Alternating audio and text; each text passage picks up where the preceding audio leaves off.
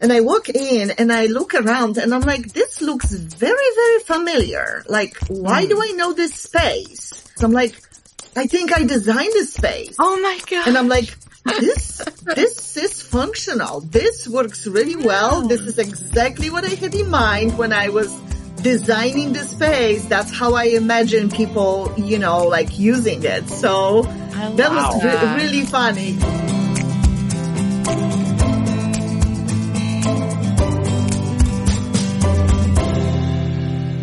Hi, Adam. Hi, Audrey. Hi, Joanna. Hi, Audrey. Hi, Adam. When it comes to internal conversations at Configura and Joanna's name comes up, Joanna's kind of like the opposite of Oprah, to where it's always Joanna Jablonski, like always when I'm referring to Joanna. I think your last name's so cool. I'm a little jealous, actually. That's a good one, yeah. That's hilarious. Okay, so first of all, Joanna, thank you for being here. Thank you for having me. I'm really excited. Yeah, it's going to be good.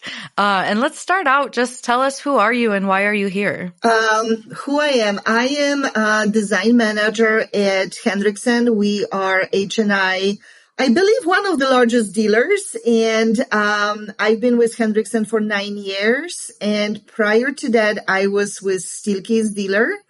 And that's where I learned in 2008, 2009, CET, and I fell in love with it. Great. I love it. What brought you to the world of, like interior design? Like how did that journey go for you? Is that something you were passionate about, like out of school or? So the journey was quite, interesting because, in Poland, where I'm originally from, I first went to art school and we're specializing in like visual displays. And then I studied architecture and I love it. And when we moved here to US over 30 years ago, I was like, okay, what I want to do? Art. I'm not sure I'm going to make money out of it. Architecture sound very, very tech, it's too tech savvy. Okay. Yeah. And It's a lot of math. that was the time when the trading spaces and HGTV came to place. And I'm like, okay, I absolutely love it. And that was the reason why I started looking into the interior design program. And, I remember when I left, the, program coordinator office and I was basically crying. I'm like, how am I going to do it? How am I going to study, have a kid, and do it, all of it. And, but I did it. I decided to go on this journey and, it was challenging, but at the same time, very rewarding. And I actually got a job as an interior designer, before I finished, my school. So that was quite, rewarding and quite, amazing. And my school really love it. And they said, that's amazing that you got a job, be positioned as interior designer at the dealership before you even finish school. So. Yeah, that's great. And did you stay there after, was it as an internship or it was already like a job? No, it was a job. Okay, nice. Wow. I didn't realize that. That's really cool. You're the first person I've heard of pulling that off. That's really interesting. Yeah, and I was finishing when I was working, so That is a lot. Studying, working, child, new country. Dang. Yep. That's a lot. And I had no idea what I was doing, like furniture. When I started like networking a little bit and asking people, they said, are you interested in furniture? I'm like, yeah, I just want a job. Okay. And I just stay on this journey and I'm really glad I didn't went to, residential. I don't think so. I will be happy in that field. Yeah. Residential seems really, really tough to me. I don't think I could do it. It would be really, really hard. Yeah. Do you think you could do commercial design, Adam? Oh man. The short answer is no. And I say that with all the love in my heart because, blue is blue. And I can just hear all the designers grinding their teeth as I say that. Because I am not good at visual design type stuff at all. So I would be the world's worst designer. It'd be everything would be beige and like everything would look like a hospital, I think, when I was done with it. You mentioned like watching HDTV and kind of being somewhat inspired by that to do interior design. Have you ever gone back and watched it? And like, does your mind change? Like, do you find when you're watching it now, you're like, oh, that's a hideous color. Or, oh man, don't do that. You know what? I stopped watching it, actually. Honestly, I have enough of furniture and enough of design. Like, watching this at the top of everything, no, thank you. Plus, I don't have the cable anymore. So, no, I'm not paying extra for anything like this kind. So, no news, no cable, happy person. That's so funny. I actually I became interested in interior design. Now that you're saying that, I don't know why this is coming back to me, but I was actually in college and I was in a like one of the like food court type areas, and you had to walk across where people had to pay to get your fountain drink. So like you got your food, and then there was like where the people paid, and then you had to go through them to get to the fountain drink, and the flow was so bad. I was like, they should have had somebody look at this. Right? That's a perfect example of why we need designers. You know what? It's a funny story because recently I was in a hospital. I was in the surgical waiting area, and I walk in and I look around and I'm like, this looks very, very familiar. Like, why do I know this space? And then I start looking at my, at my old drawing and my files. I'm like, I think I designed this space. Oh my God. And then I sat and I start working. I knew it's going to be longer, waiting time. And I'm like, this is functional. This works really well. This is exactly what I had in mind when I was designing the space. That's how I imagine people, using it. So that was really funny. It was really funny when you're walking in those spaces like, oh, I designed this. That is so funny. I love that. Especially that it was like, I feel like sometimes when you look back at old, like, and I wrote a lot in college. So if I go back and look at my old writing, sometimes I'm like, oh, that was pretty good. But a lot of times I'm like, ugh, I was trying way too hard, or where was I going with that? So it's nice that you can go back and look at your work and be like, yeah, this was good. Like I made it work. Like that's awesome.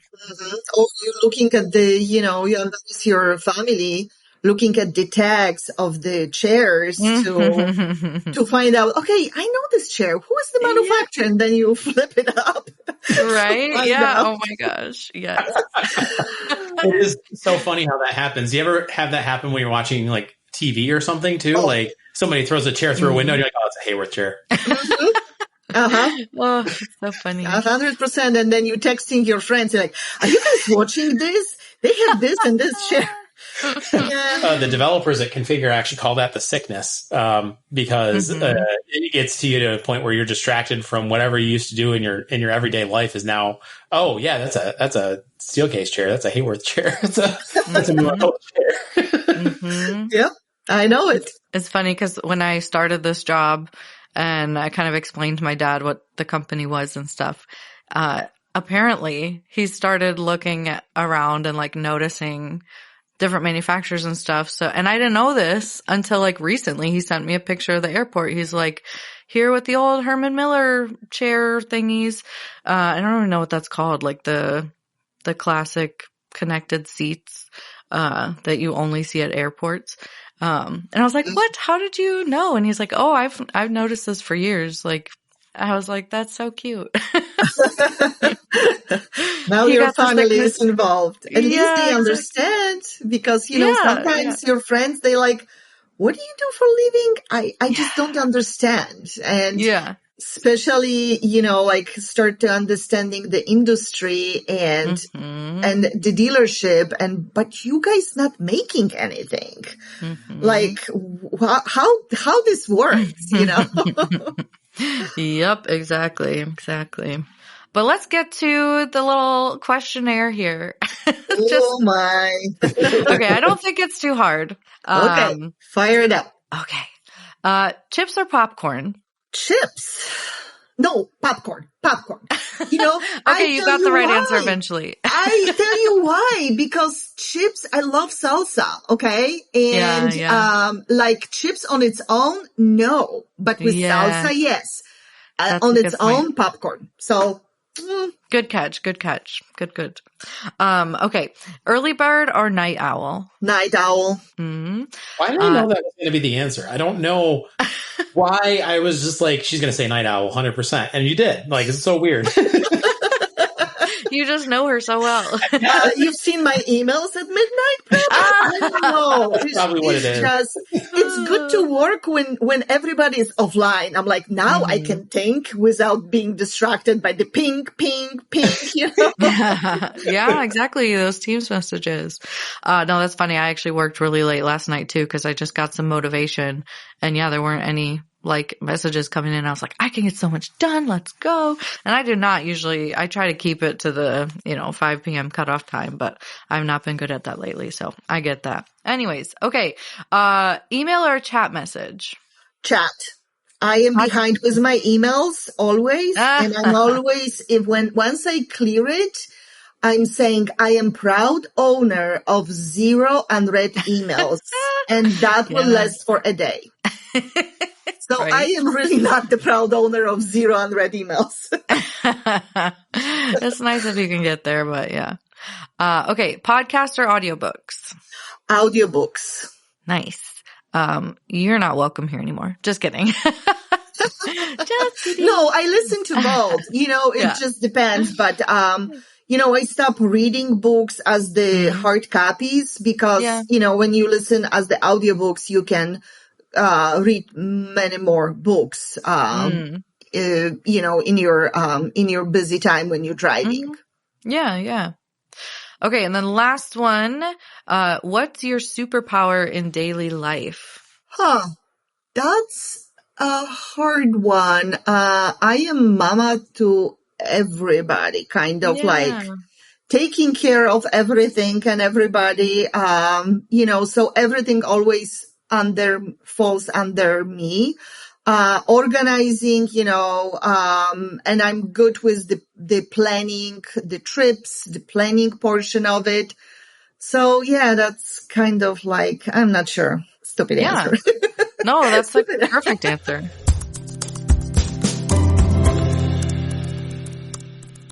Let's get into our discussion because we haven't been discussing things so far. So we're just having a good time. Yeah, exactly. Adam, do you want to tee up the question? Yeah.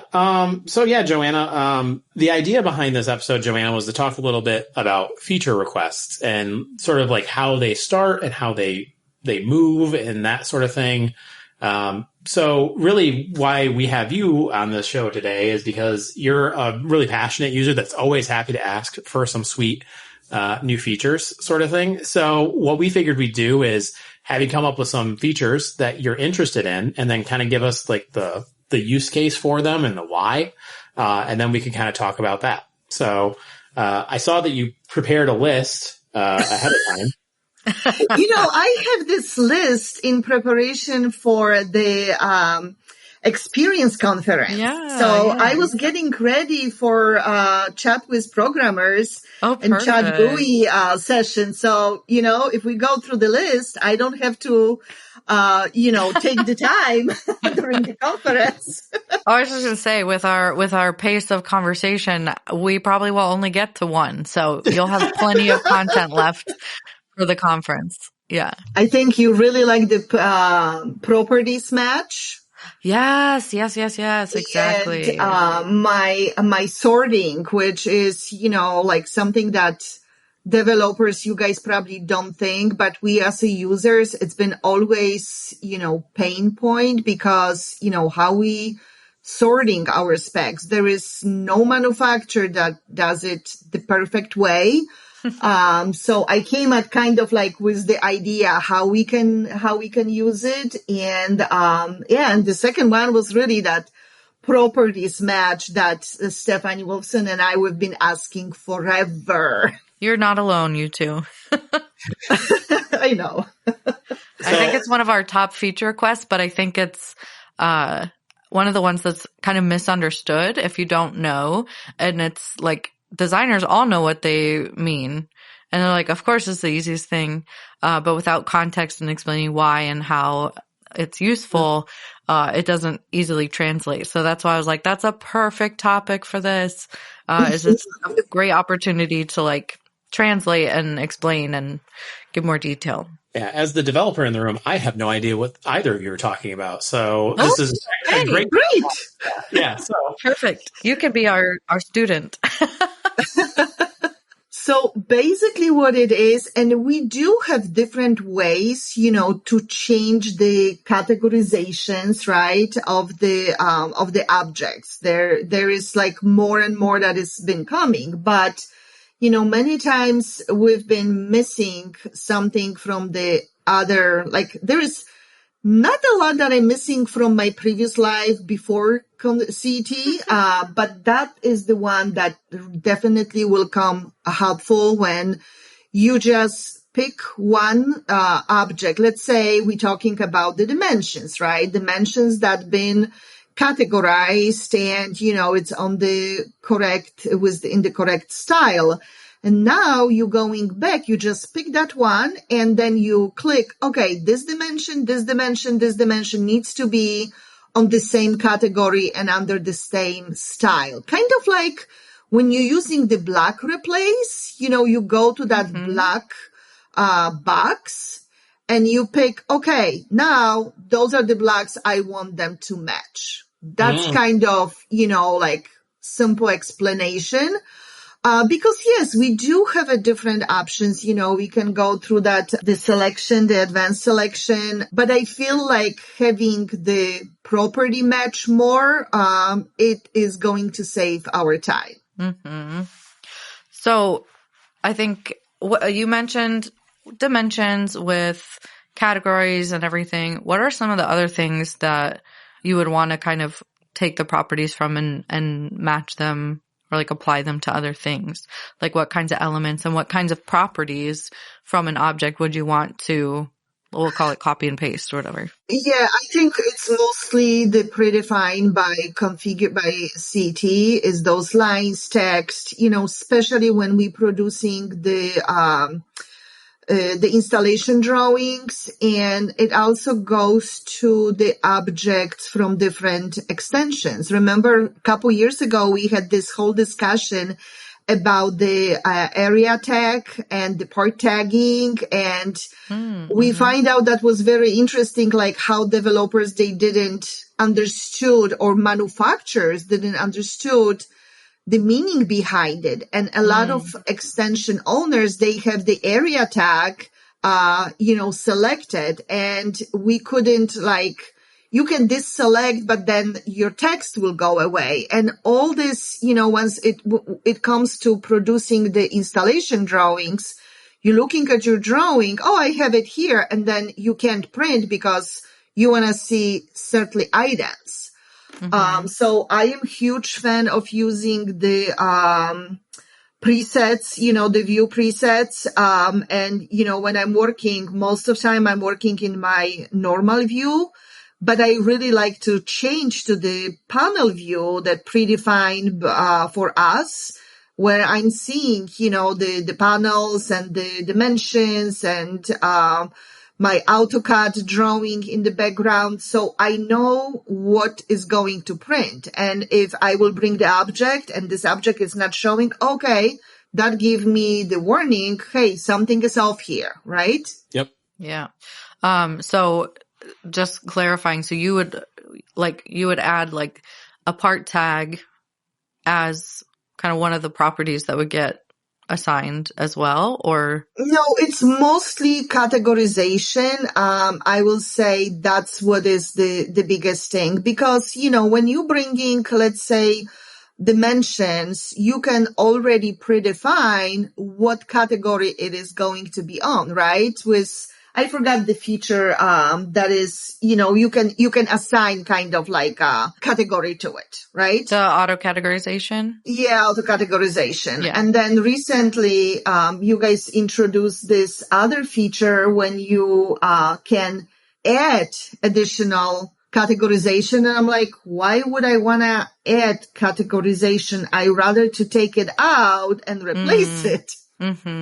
So that one, I was like playing with it. I'm like, it's useless for me at least, like I don't want to add. Most of the time I want to remove it.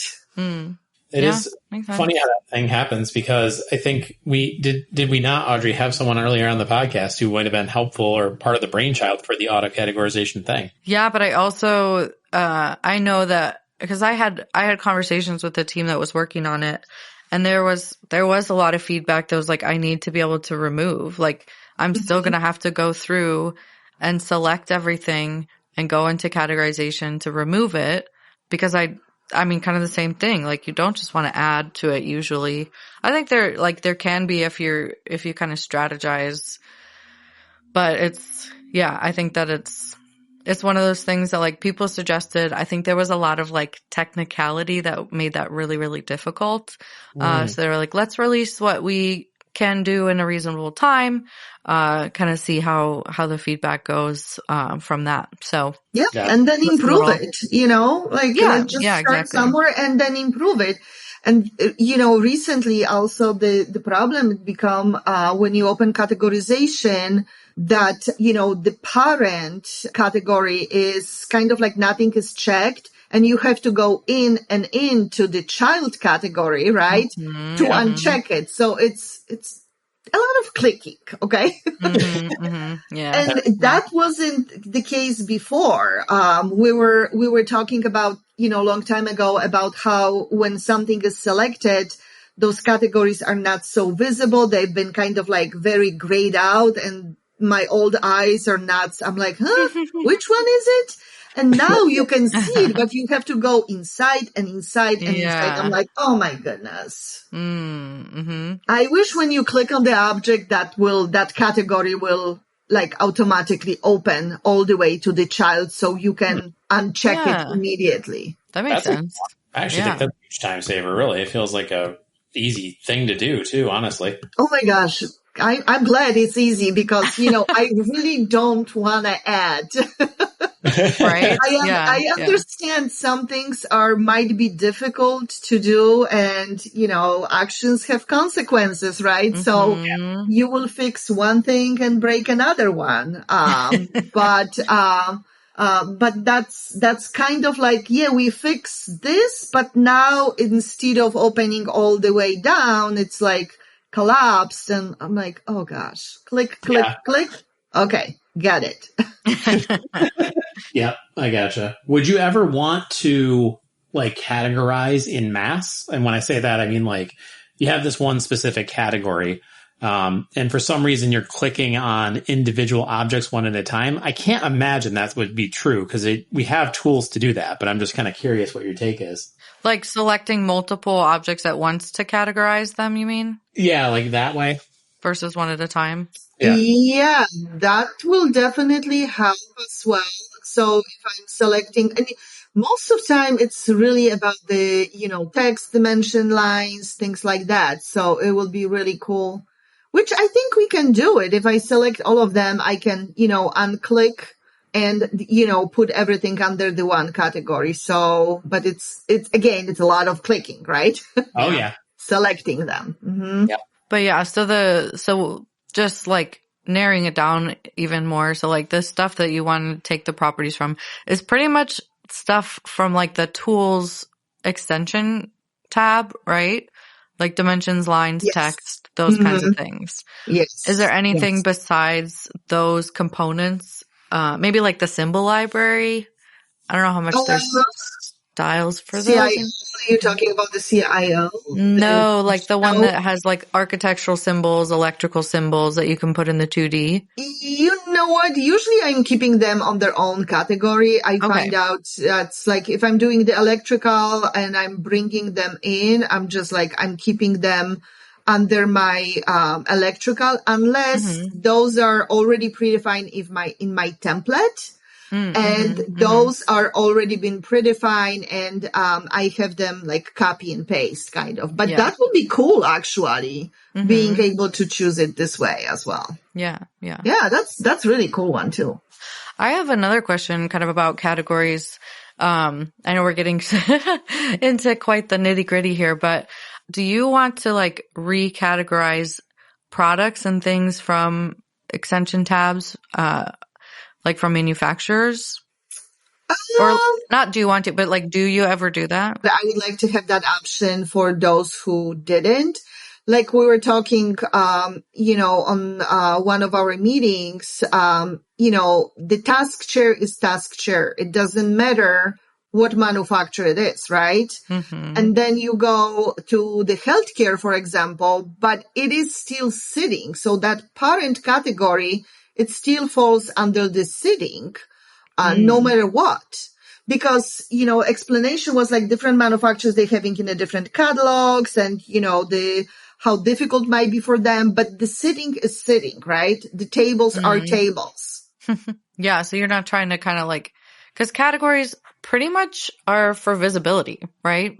Like that's kind of their main thing. And so you're not necessarily gonna, well, correct me if I'm wrong, but you're not necessarily gonna like want to change the visibility so that I only see healthcare related seating versus lounge seating. Like you just want to see all the seating in one. Is that accurate? No, it's not. Sometimes you want to see the particular one. So whatever we have now, I think it's working. It is more about like, example, screens. All right. Those are falling under the screens category, but we have screens that are beam mounted and we have screens that are table mounted.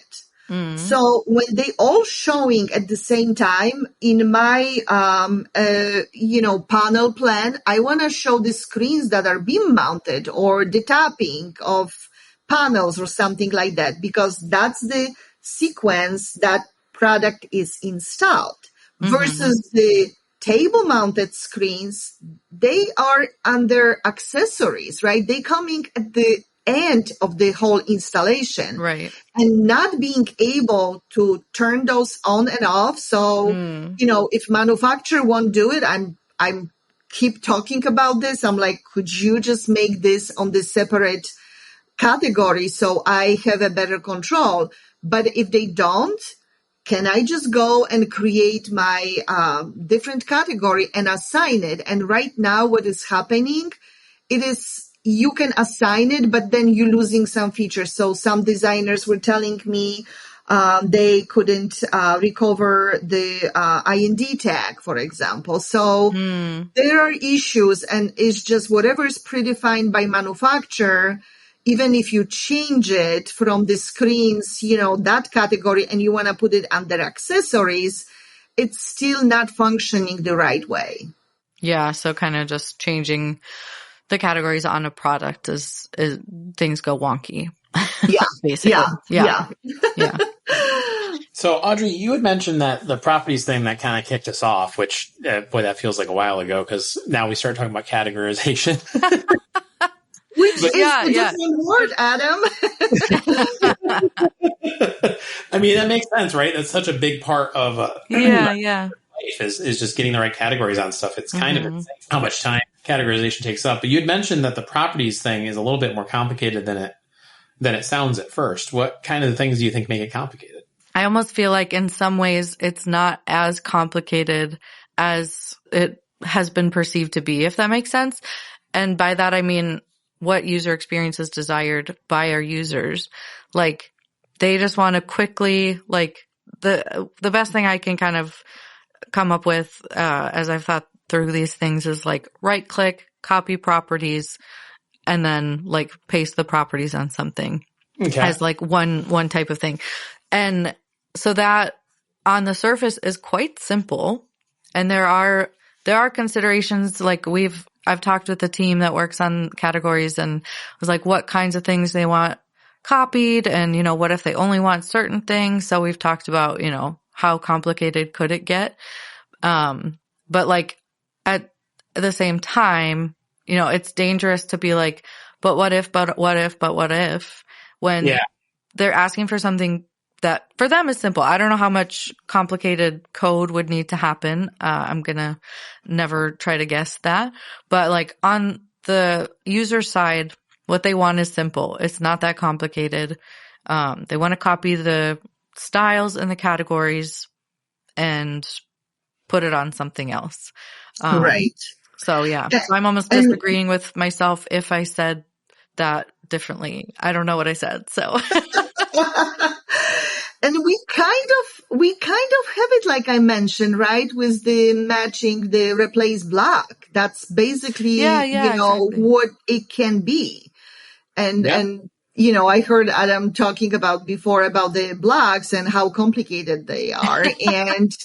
And this seems like I'm just talking about the dimensions and the lines. Can we start here and then go to the objects as the objects as the furniture objects, not the simple one. Right. Yeah, exactly. Like there's so many things that we could try to solve for that are such edge cases that are not essential. And then we're like, well, we can't do all of it, so let's just hold off. And we're like, but they don't need all of it. Like just keep it simple, do what they're asking for in a good way. And if we want to make it more complicated later, cool. But we always can. I like to keep my drawings as clean as possible. And me, as small as possible. I think there's not a lot of people who are looking at the drawing size, right? Yeah. No, I think that, some developers probably hate me because my role in their life is they'll come and be like, hey, I have a UI UX question, user interface, user experience, by the way. Can you help me with this? And they'll pull me into a room, and I feel like most of the time the question is like, okay, why are you doing this? Cause I get kind of pulled in like later in the stages of something. And I'm like, why did it get this complicated? Like, what need are you solving? And they'll explain the need. And then I'm like, is that what is the real need? Like, what is the simplified need? And so people probably hate me. They're like, I put all this work into this and I just needed to know if the button should be here or there. And that's just me like getting too involved probably. But like, yeah. Well, I mean, sorry to those developers that I just like flatten with that question.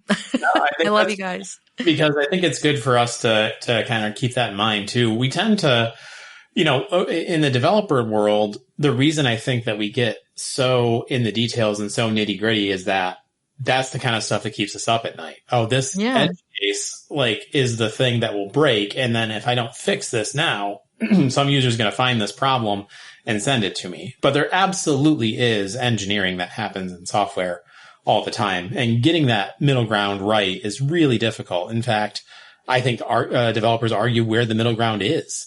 There are two senior developers I can think of. One, I think, is the kind of guy who will chase every outcome and make sure that none of them can go wrong. And I know another guy who's like, yep, I'm going to hit the three big ones and then I'm just going to let it go. And if it breaks, then call me. That's fine. I'll fix it. But I don't want to spend 70 hours fixing this issue that'll never come up. Right. That 2 users max will ever discover, and they'll be like, oh, whoops, guess that doesn't work, and move on with their day. Exactly. Yeah. Yeah. Plus you guys testing differently versus how the users are using, in real life, I might have a lot of tabs open, the drawings might be complicated. I might have a lot of SketchUp symbols. So it is very hard to predict. And that's why, then the fixes are coming, right? Oh, yeah. But it's really interesting, Adam, what keeps you up at night, because usually for me, it's like, I forgot receptacles. Yeah. Oh, amazing. I totally get it. And I'm really glad you mentioned the thing, Joanna, about how we test things and how we look at things, because one of the things we have to teach sort of the more junior developers is, okay, before you ship it, put it in a block. Before you ship it, redo and undo a couple of times just to make sure, those kinds of things, because those are every minute of every day kind of things for our designers. And like I was mentioning before with the blocks, they can be so complicated and they can cause so many weird things to happen when you don't actually think about what that's going to be like. Agreed.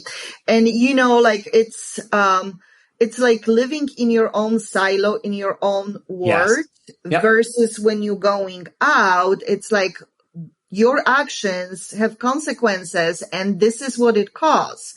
Yeah. For years, I've been every single time when I contact either support or, H&I support, we're talking like, oh goodness, the drawing has the alternatives. And I'm like, okay, pause it. Why every single time when I'm talking to you, you're acting like this? What is behind the scenes? So I was trying to understand it.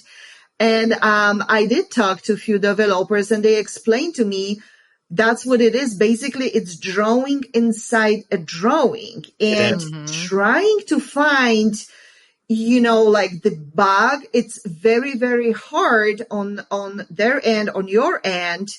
And a lot of manufacturers might not even test it this way, because it's a foreign, like I never heard about the option to create, like options inside the drawings. But when you start thinking about this, like I have this drawing open, but really I have 3 drawings open and every single one of them, they might cause some issues. Oh yeah. I think that's a great one, Joanna, that developers will often use something called a hook. I think I just figured out a new topic for a nerd alert. But they'll use a hook. It's called change world hook, which basically is like what happens when another drawing gets opened. And a lot of times it'll be like, okay, cool. Throw away all the parts that you have. And if you're using multiple drawings, you just threw away all of the part numbers for everything that was in that first drawing because you were like, yep, throw it all away. And it's like, you didn't want to do that actually in this case, but this isn't something developers often do. And same thing with alternatives. Yeah, those are absolutely a place that we don't normally operate because we're not doing that kind of drawing, but we should. Absolutely.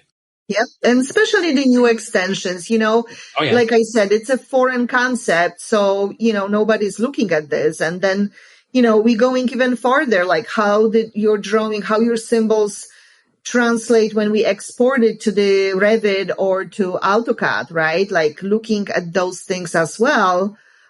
Because all of a sudden I will, export it and I don't see it, in my other software. And those are the universal language that we're talking to A&D community. So those drawings always have to be sent somewhere out because they're not using CET. Yeah. Yeah. Yeah. Good point.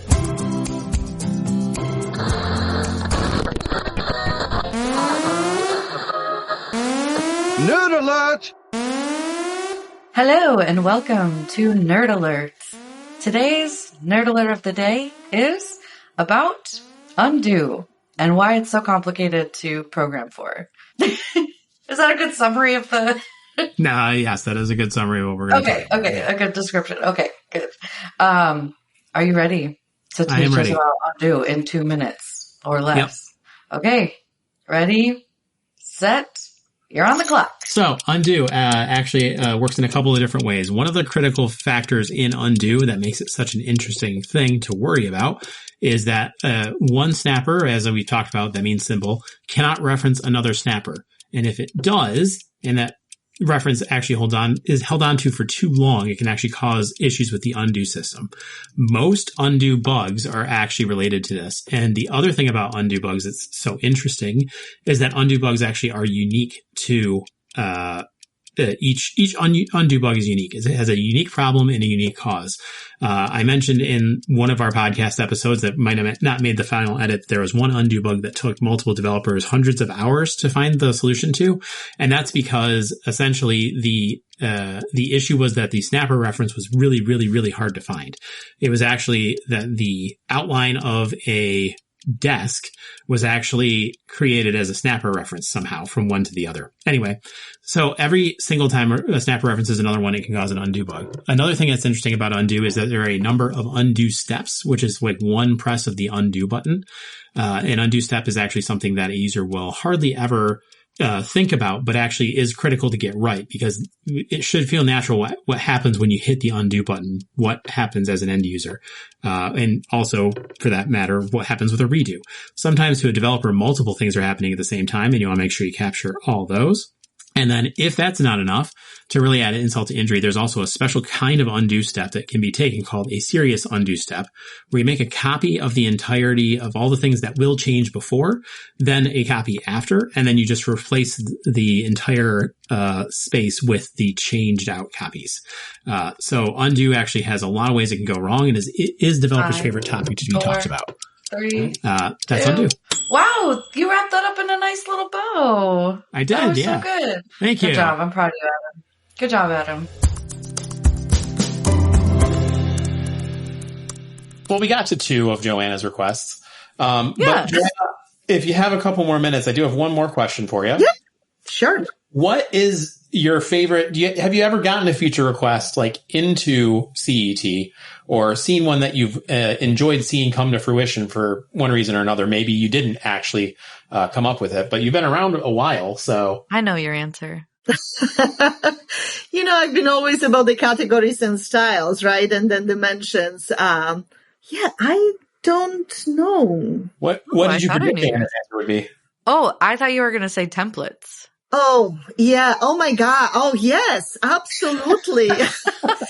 You know what? They in, and you forget about that good thing. And yes, absolutely the templates.